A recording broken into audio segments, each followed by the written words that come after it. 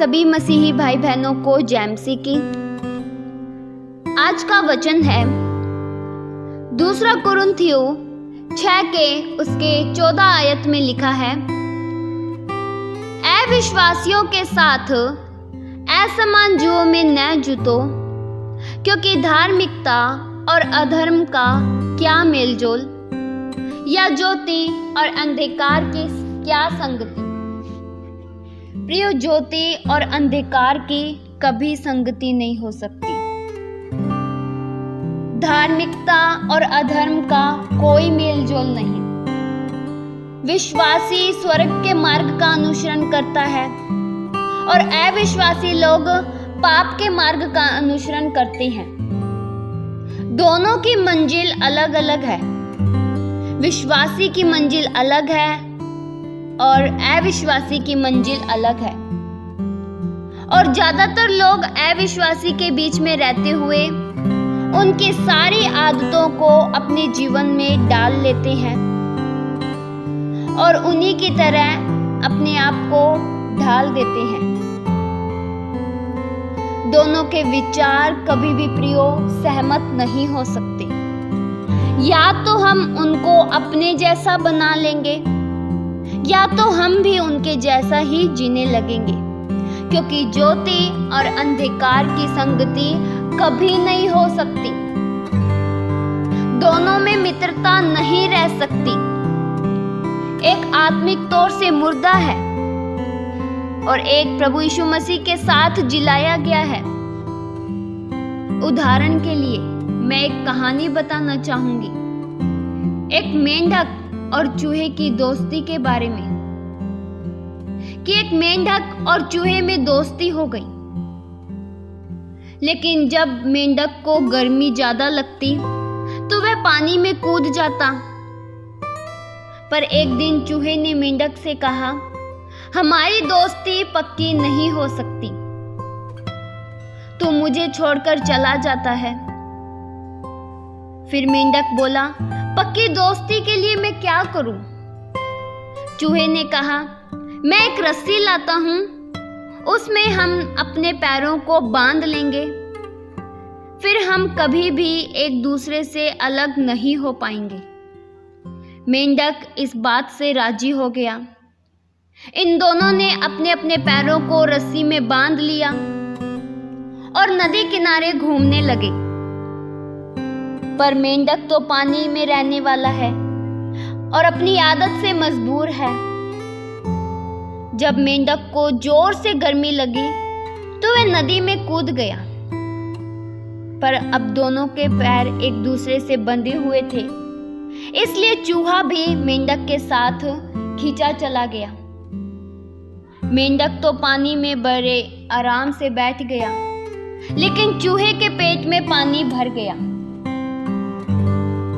और वह मर गया तथा पानी पर तैरने लगा। एक चील ने चूहे को पानी पर तैरते हुए देखा और झपट्टा मारा और अपने पंजों में चूहे को उठाकर ले गया। मेंढक और चूहे के पैरों में अब रस्सी बंधी थी, इसलिए चूहे के साथ मेंढक भी खींचा चला गया और चील ने उन दोनों को खा लिया। गलत संगति में प्रियो ऐसा ही होता है। मेंढक तो पानी में रहने वाला है और चूहा बाहर रहने वाला है। दोस्ती फिर इन दोनों की कैसे हो सकती है? इन दोनों की ही दुनिया बहुत अलग है। वचन में लिखा है, व्यवस्था विवरण 22 के उसके 10 वचन में, बैल और गधा दोनों को संग जोतकर हल न चलाना। बैल के पास अत्यधिक बल है जो उसे भारी बोझ आसानी से खींचने में सामर्थ्य देता है। परंतु मान लिया जाए कि बैलों में एक ही जगह गधा को बांध दिया जाए, तो गधा बैल से छोटा है और कमजोर भी है। वह जुए के काठ में लाते मारकर विद्रोह करेगा। दोनों की ही जोड़ी नहीं बनती और दोनों को संग जोतकर हल कभी नहीं चलाया जा सकता। इसी तरह विश्वासी और अविश्वासी दोनों साथ रहकर प्रभु में आगे नहीं बढ़ सकते। एक बार प्रियो विश्वासी लड़की ने अविश्वासी लड़के से शादी कर ली। उसको बेटा हुआ। वह पास्टर के पास आई प्रार्थना करवाने के लिए। तो पास्टर ने पूछा, इस बच्चे को तुम किसका भगत बनाओगी? तुम तो प्रभु यीशु मसीह की आराधना करती हो, पर तुम्हारा पति किसी और को मानता है, तो फिर यह बच्चा किसका भक्त बनेगा? आपका पति उसे अपने ईश्वर के पास ले जाएगा और तुम इसे चर्च में लेकर आओगी, तो आप दोनों में इस बात को लेकर झगड़ा होगा और विरोध होगा। लड़की कहने लगी, हाँ, यह बात तो हमने पहले सोची ही नहीं। प्रियो, इसलिए हमें सोच समझकर हर कदम उठाना चाहिए। हम लोग आत्मिक हैं, तो फिर आत्मिक ही साथी ढूंढे और उसके साथ आत्मिक जीवन में आगे बढ़े। संसार हमारा घर नहीं है। हम सब स्वर्ग के निवासी हैं। इसलिए हम स्वर्ग की बातें करते हैं, संसार की नहीं। बहुत से आत्मिक लोगों ने सांसारिक लोगों से दोस्ती की, बाद में वे खुद भी सांसारिक ही हो गए। वचन में लिखा है, दूसरा तीमुथियुस 4 के उसके 10 वचन में लिखा है, देमास ने इस संसार को प्रिय जानकर मुझे छोड़ दिया। देमास ने संसार के लोगों से संबंध रखा, उसको संसार अच्छा लगा, इसलिए उसने पौलुस की संगति छोड़ दी। मेंढक और चूहे की दोस्ती कभी नहीं हो सकती। उन दोनों ने दोस्ती की और वे दोनों ही बर्बाद हो गए। इसलिए वचन हमें कहता है, अविश्वासियों का साथ छोड़ो, तब मैं तुम्हें ग्रहण करूंगा और तुम मेरे बेटा बेटियां होंगे। दूसरा कुरिन्थियों 6 के उसके 17 से लेकर 18 तक वचन में लिखा है, इसलिए प्रभु कहते हैं, उनके बीच में से निकलो और अलग रहो और अशुद्ध वस्तुओं को मत छुओ, तो मैं तुमको ग्रहण करूंगा और मैं तुम्हारा पिता होऊंगा और तुम मेरे बेटा बेटियां होंगे।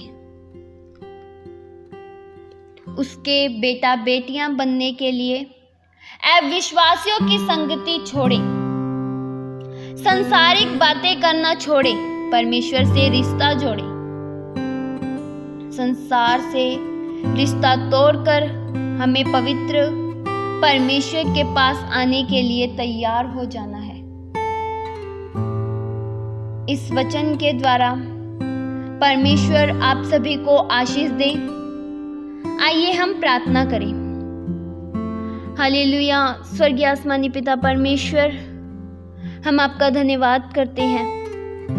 अति पवित्र, आदर महिमा के योग्य महान परमेश्वर आप ही हो।